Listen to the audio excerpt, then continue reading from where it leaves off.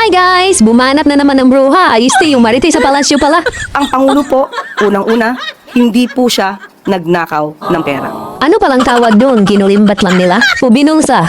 Pangalawa, siya po ang nagpapaimbestiga sa mga maaanomalyang flood control projects at maaaring naging sanhi ng korupsyon. Oo, investigasyong walang resulta. Alangan naman pa-imbestigahan niya yung sarili niya.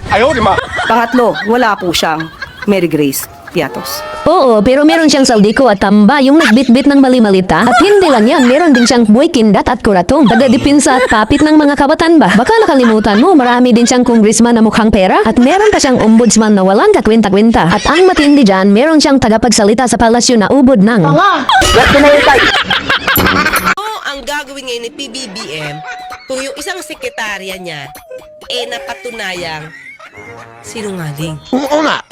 Paano ngayon magtitiwala ang tao sa'yo Paano?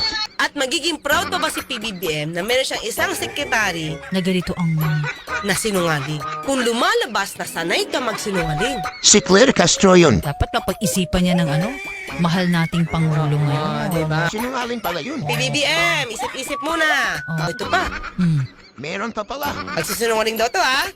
Tapos nandiyan ka sa gobyerno. Hi guys! Magpapahinga na sana ako kaso nadaanan ko na naman tong nakakasurang pagmumukha na to.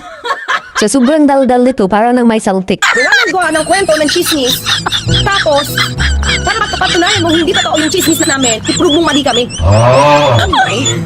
First na ng fake news na ito ay walang iba pang si Vicky sa kadal binanggit niya. Lanadit Kane. Don't forget that ha. Baka magkaanuan tayo. Mukha kinakalimutan nila yung una nilang kwento. Wait sa. Parang abugadang walang pinag-aralan ang kalalabasan nito. Nagsalita na naman ang dakilang sinungaling ay si Aling Claire pala. Ito po ba ay nasa batas na the Vice President is free to speak against the President at any time? Hindi po lahat ng tao merong karapatang magsalita.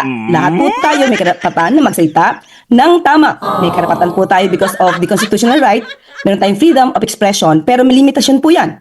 Ang sinabi natin, kapag ka po meron kang karapatang magsalita, meron ka rin pong obligasyon na sundin ang batas. So kung ang paninira lamang ang gagawin niya, ito naman po ay maitutuwid natin sa pagsasabi ng katotohanan at mabatikos ang kanyang mga kasinungalingan. Hindi ko alam kung natatablan pa ba ng hiya ang mga taong to. Lahat na lang ng ibinibintang nila ay gawain din nila. Hindi ko alam kung malaki ang bayad o may saltik lang talaga.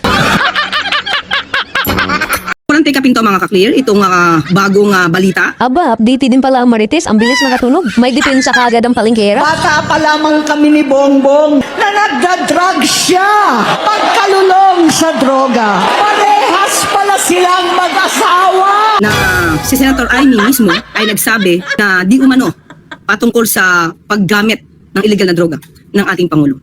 This is definitely a desperate move. Ano ang dahilan ni Senator Amy para ang sarili niyang kapatid ay siraan niya? Alam naman natin na nagkaroon na ng drug test nung pang bago mangampanya ang ating Pangulo. Oo, pero tudo iwas sa hair follicle test. Ano yun? Mas marunong ka pa mismo sa kapatid ng amo mo? Hi everyone! Hindi na lang to harap-harapan panguto. Harap-harapan na rin panluluko sa ating mga Pilipino. Kung ano yung mga sinasabi niya, yun din ang kabaliktaran na nangyayari sa ating bansa. Biruin mo, inangat daw ng Pangulo ang bansa natin sa buong mundo. At dapat pa daw tayong matuwa. Pero tama naman siya nakilala sa buong mundo ang amo niya. Sa pangungulimbat at pagiging bangag ba? Tingnan nyo nga tong mukhang may sapak. Lahat daw ng probinsya dito sa Pilipinas may 20 pesos na bigas na. Ano kayang sinisingot nito? Palalang palala na.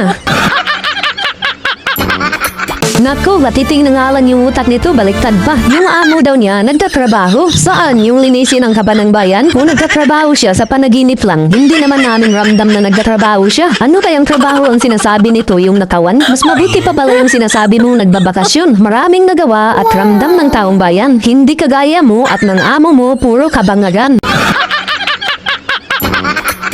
Alam niyo ba na itong praning na si Clary Ring na parang may tililing ay isang abogada at nagmastiral bilang Marites sa palasyo ba? Kung magsalita at makadipinsa sa amo niya parang nagtapos lang sa rikto ba? Mukhang maganda naman siya pero pag nagalit kamukha niya si Chucky, di ba?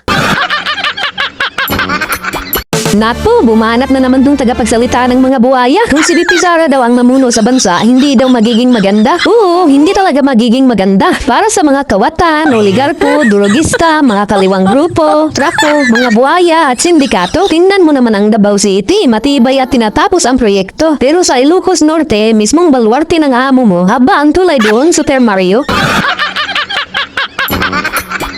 Positibo daw ang amo niya. Oo, alam na namin yan. Kaya nga, ayaw magpa-hair follicle test, di ba? At sinabi na rin ni Amy Marcos yan, mismong kapatid niya, na mismong amo mo, matagal nang bangag ba? Positibo din daw ang buong administrasyon. Oo, positibo sa pagiging mga kawatan ba? Kaya nga naubos ang kaban, di ba? Ikaw din, positibo sa pagiging... Tanga!